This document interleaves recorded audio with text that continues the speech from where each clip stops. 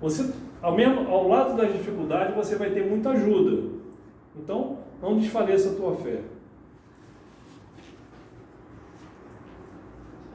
Lembra a tarefa santificante cometida, confiada ao teu esforço, e não escute as vozes tentadoras, nem desfaleças ante os tropeços naturais, que te amontoam nos caminhos da redenção. Há operários que, embora possuídos de belas intenções, estacionam inadvertidamente por darem ouvidos aos enigmas que o mundo inferior lhes propõe em cada dia. Tem pessoas que ficam simplesmente vendo problemas, negatividades, fica vendo força do mal em tudo. Sim, existe sim muitos irmãozinhos que estão afastados do bem, mas são irmãos nossos que estão enfermos, e nunca o mal vai prevalecer sobre o bem, nunca o mal vai prevalecer sobre o bem. Mas existe a necessidade da pessoa mostrar o seu valor, a sua fé, a sua dedicação. Mas garanto a vocês que nunca o espírito superior vai abandonar um irmão sincero, humilde, esforçado, dedicado, vai abandonar ele ao léu. Nunca vai existir isso. Porque o dia que existir um irmão que for abandonado às forças das trevas sem uma ajuda efetiva, nós devemos desconfiar que Deus não é bom, Deus não é justo, Deus não é poderoso e que talvez Deus nem exista. Então, se nós acreditamos em Deus e em as suas leis, vamos confiar que se nós fizermos a nossa parte, nós receberemos muita ajuda. E é isso que sempre acontece conosco. Segue na estrada luminosa do bem, de olhar fixo no trabalho conferido às tuas mãos. Não esqueças que Deus ajuda sempre, mas nem por isso poderás prescindir do próprio esforço em auxílio de ti mesmo. Essa frase diz tudo. Toda a preparação ela existe na nossa encarnação, inclusive na mediunidade. Nós recebemos a preparação antes de vir, nós recebemos um grupo de espíritos que nos protegem, não só os da nossa casa, espíritos que estão muito ligados a nós, que nos ajudam, nos intuem, nos orientam, mas eles não podem trabalhar por nós, eles não podem fazer o esforço que compete a cada um de nós. Porque senão a gente não progride, pessoal. É igual aquela história do aluno que olha para o lado e vê a prova do primeiro aluno da turma, que sempre tira 10, e vai lá e copia a prova dele. Sim, isso aí vai dar créditos para ele verdadeiramente? Claro que não, ele vai passar sem saber. Mas na vida espiritual, nós como espíritos imortais que somos, não existe essa de olhar para o lado e pegar o que não te pertence. As obras que pertencem a cada um de nós são colhidas com o suor do nosso esforço, do nosso trabalho. E nunca será diferente disso. E a mediunidade é só mais uma ferramenta maravilhosa que faz, se a gente souber usá-la com dedicação, amor e responsabilidade, vai fazer com que a gente progrida mais rápido. Pessoal, agora nós vamos pular. Esse capítulo tem algumas páginas. Nós terminamos aqui quando o mentor estava orientando, dando as últimas orientações para o Efraim. Beleza. O Efraim já estava preparado, então ele mergulhou na carne. O que significa isso? Foi adormecido, e quando ele já recuperou-se, já estava num corpinho, numa encarnação nova. Eu não vou ler isso tudo para vocês, mas eu vou contar rapidinho. Ele nasceu numa família que tinha bens, nasceu numa família que tinha um pai e uma mãe, que tinham muito cuidado com ele, cuidados demais, que mimaram demais ele. Mas ele, Efraim, sempre teve na cabeça dele, desde pequenininho, essa questão de Jesus, da caridade, do ajudar o próximo. Mas os pais deles não eram pessoas muito ligadas a isso, não fomentaram muito isso. Então, os pais, de certa forma, não ajudaram muito ele no início da infância. Aí foi passando a adolescência, ele sempre conversava com os amigos e sempre tinha aquele interesse de ir num local, foi na igreja católica, foi na igreja protestante, mas não se encontrou muito. Quando ele já estava mais adulto, talvez uns 20 e poucos anos, ele bateu num centro espírita. E aí no centro espírita ele ficou maravilhado. Caramba, como é que eu não pensei nisso antes? Como é que eu não aprendi isso antes? Isso acontece com a maioria de nós. Bate aqui, lê o Livro dos Espíritos, lê o Evangelho segundo o Espiritismo, vê essas palestras maravilhosas, a gente pensa assim, caramba, isso é maravilhoso, isso tem a ver com Deus. Esse Deus é o Deus que eu acredito, não é um Deus vingativo, não é um Deus que pune aquele que errou, é aquele que dá o processo educativo para ele se regenerar e para ele crescer, com as ferramentas para ele poder crescer. Isso aconteceu com Efraim, ele bateu no centro espírita, só que aí começou trabalho, 2 anos ele foi ativamente no centro, estudando, aí com o trabalho ele começou a crescer no trabalho, começou a afastar um pouquinho, casou, teve filhos, já não ia tanto, sempre tinha alguma desculpa para não ir, porque o trabalho absorvia, porque a esposa às vezes queria a presença dele, porque a esposa às vezes ficava com ciúme porque ele não estava em casa, porque o filho estava com uma gripe, que ele dizia que era uma pneumonia, mas era na verdade uma gripe, e ele não ia. E sucessivas coisas foram indo. De vez em quando vinha no pensamento dele, meio que por acaso, só que não era por acaso. Os mentores espirituais dele dizendo, pô cara, tu não vai despertar não? Caramba, bicho, você está encarnado, antes de você encarnar, você se preparou com a gente para vir aqui, ser médium, para ajudar o próximo a se dedicar com amor. Você não vai arregaçar as mangas e trabalhar não, cara. Você tem uma família estruturada, tem uma família maravilhosa, você não vai doar um pouquinho do seu tempo, da sua energia para ajudar os irmãos que precisam de você? Isso tudo vinha nos sonhos, nas intuições, dos irmãos que estavam querendo mostrar para ele o tempo desperdiçado. E isso foi até o final da encarnação dele. E ele não despertou. Ele recebia essas intuições, mas ele... não vou não. Semana que vem eu vou. Quando as coisas estiverem mais folgadas, eu vou. Quando a minha esposa for mais compreensível, eu vou. Né? Sempre tinha uma desculpa para não ir. Morreu. Desencarnou. E quando voltou para a vida espiritual, depois de muitos anos de sofrimento, por quê? Porque não fez nada por onde, chegou de mãos vazias. Não pense que a gente é recebido pelos nossos familiares. Vem cá, mano, vem cá, o pai vem cá, meu filho, vem cá, eu vou te levar para uma colônia espiritual maravilhosa. Isso aí quase não acontece com ninguém. E quando acontece, é para pessoas que têm muito merecimento, pessoal. A maioria de nós, principalmente aqueles que não fizeram por onde, ficam alguns anos na espiritualidade desequilibrados.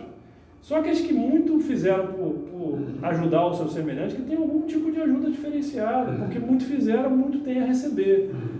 Esse irmão, o Efraim, ficou muitos anos sofrendo, até que, por misericórdia de Deus, quando ele começou a ter um remorso, porque na espiritualidade ele começou a pensar, puxa vida, deveria ter feito diferente a minha vida, poderia ter me dedicado um pouco, eu tinha tempo, tinha dinheiro, tinha tudo.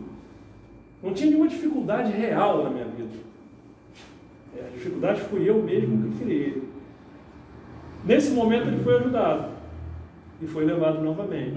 E aí vem agora essa nova conversa que se passou muitas páginas depois do capítulo, que é quando ele entra novamente para conversar com o mesmo instrutor que havia preparado ele para ele descer na encarnação.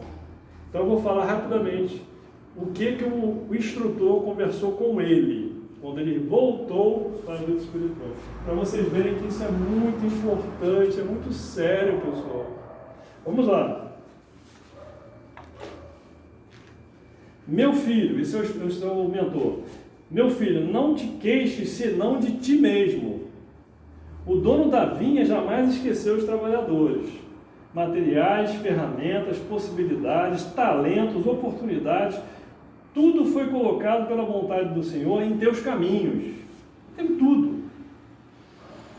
Preferiste, porém, fixar os obstáculos desatendendo a tarefa.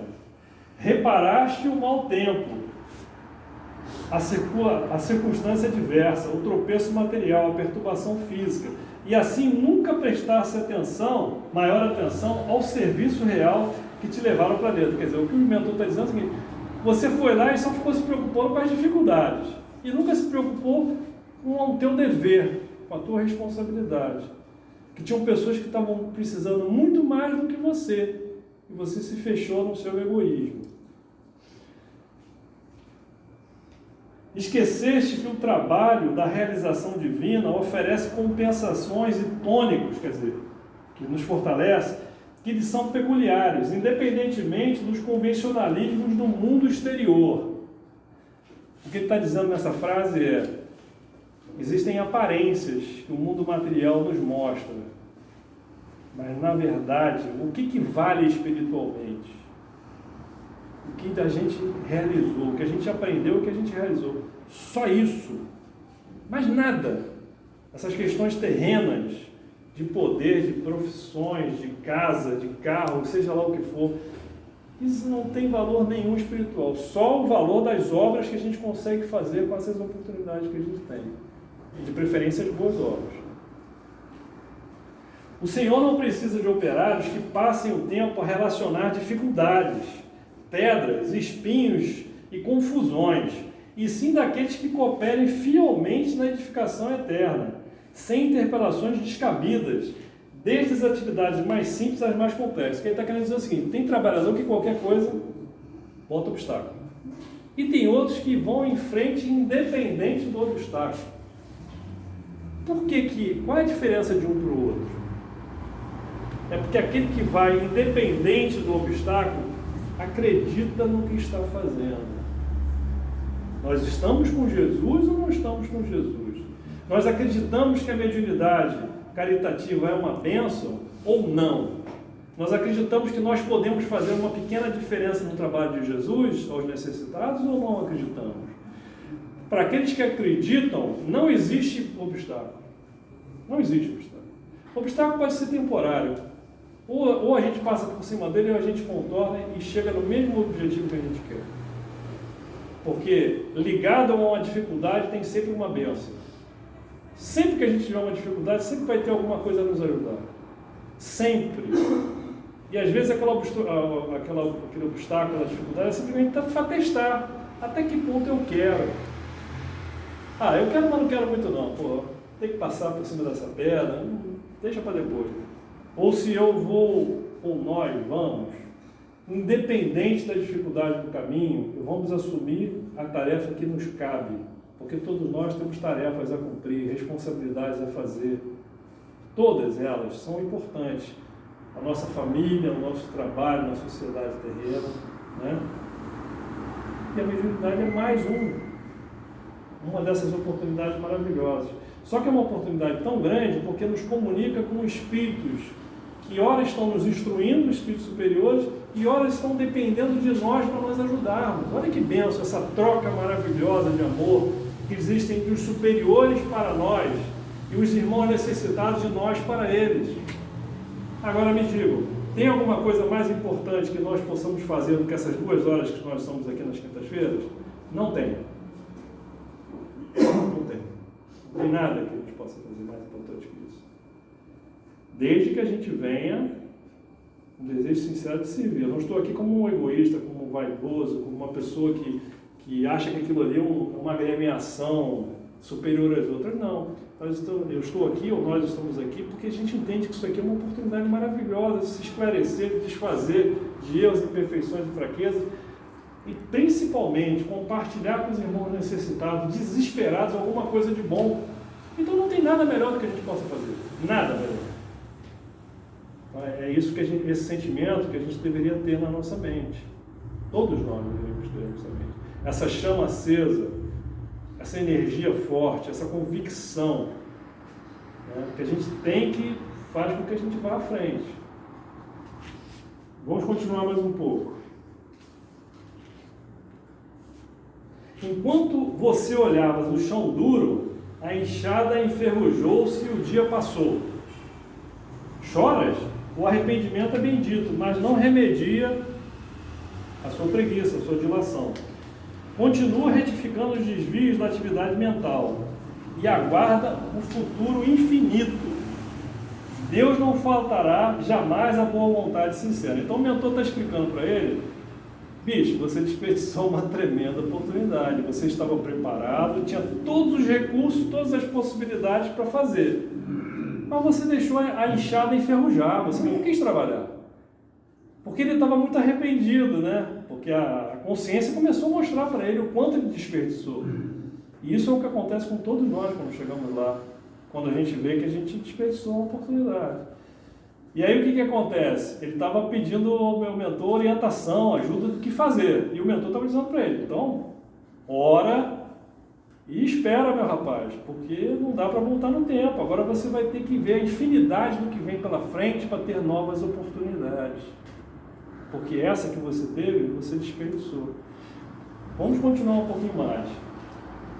E ele pergunta para o mentor, e quando poderei voltar à terra a fim de renovar os meus esforços? O cara acabou de voltar, todo com remorso, com arrependimento, tinha tudo para fazer o bem, mas ele viu que o sofrimento veio, o remorso é terrível. A pior coisa que existe na vida espiritual é o espírito se sentir com remorso de não ter feito o que deveria ter feito, ou de ter feito aquilo que não deveria ter feito. Então ele estava desesperado. Então ele pergunta ao mentor, quando é que eu volto? Já que eu não fiz bem, já que eu não aproveitei, quando eu vou ter uma nova oportunidade? Vamos ver o que o benfeitor disse. O benfeitor demorou a responder. Olha, tem que ter muita paciência, né? O mentor tem que ter muita paciência. Porque nós somos crianças, né? Quando a gente faz um negócio desse. Desperdiçar uma oportunidade dessa. Então o benfeitor demorou a responder, esclarecendo finalmente. Por agora, meu filho, não posso precisar a ocasião exata que você vai poder voltar, uma nova encarnação. Todo trabalho edificante, em suas expressões diferentes, tem órgãos orientadores, executivos e cooperativos. Ele está querendo dizer assim, tem uma organização disso tudo. Não é para, vai lá agora. Não, agora vai entrar numa fila, pessoal. Uma fila gigantesca de preparação, de oportunidade. Ninguém pode iludir a ordem na obra de Deus.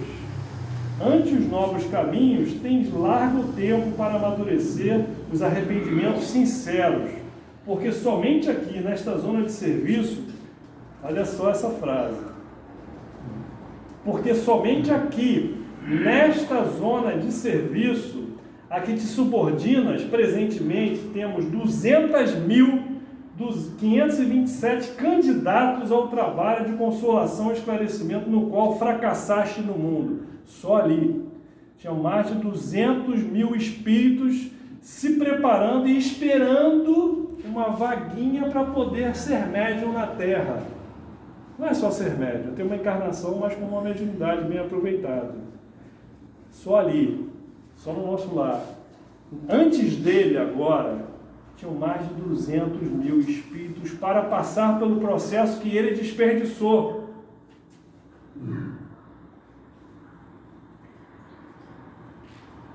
Como vês, não podes regressar à Terra antes deles. Então, olha, pessoal, eu espero que vocês tenham tido a mesmo entendimento que eu tive quando eu li esses textos. Já li alguns anos atrás, reli novamente agora. Eu espero, realmente o meu desejo é esse.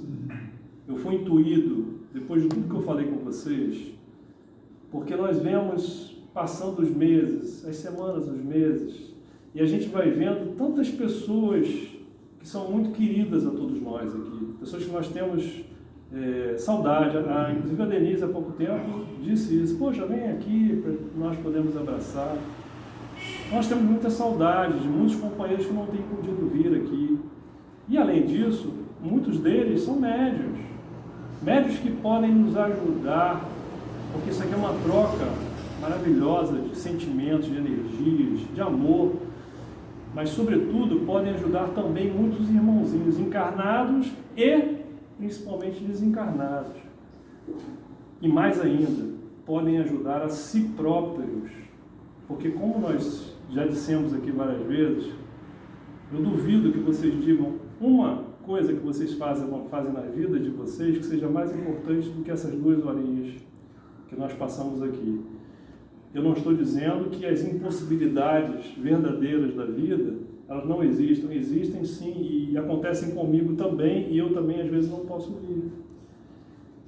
Mas são impossibilidades verdadeiras. Não são impossibilidades que nós criamos. São impossibilidades reais. E eu vou aqui relatar só para a gente terminar, para pegar carona dos espíritos superiores, né? Porque eles sabem das coisas, a gente não sabe de nada, né? Eu vou só citar uma coisa para vocês, que eu já falei também várias vezes aqui, mas vou citar novamente. O poder do amor e a confiança em Jesus no trabalho da caridade. Quem nos deu essa prova foi Bezerra de Menezes. E vocês podem ver isso nos livros e inclusive no filme do Bezerra de Menezes. É a maior prova de amor que eu já vi uma pessoa fazer no ambiente espírita. Prova de amor, prova de confiança do que deve ser feito, da capacidade de trabalhar para Jesus.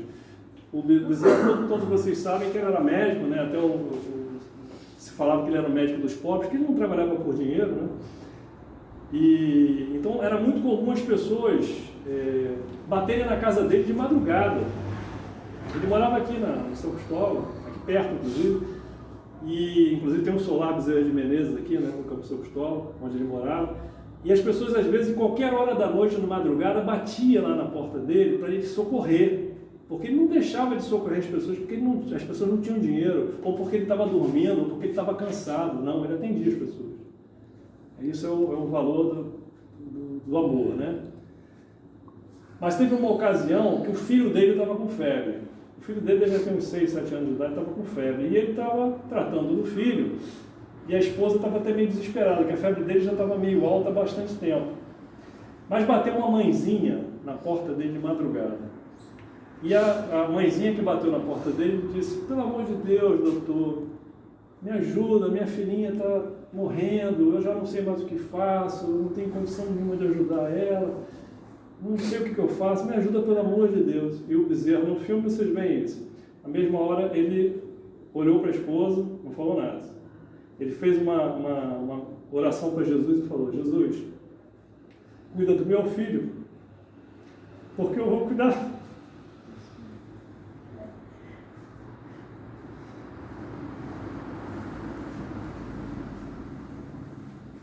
Dessa irmã que precisa de mim.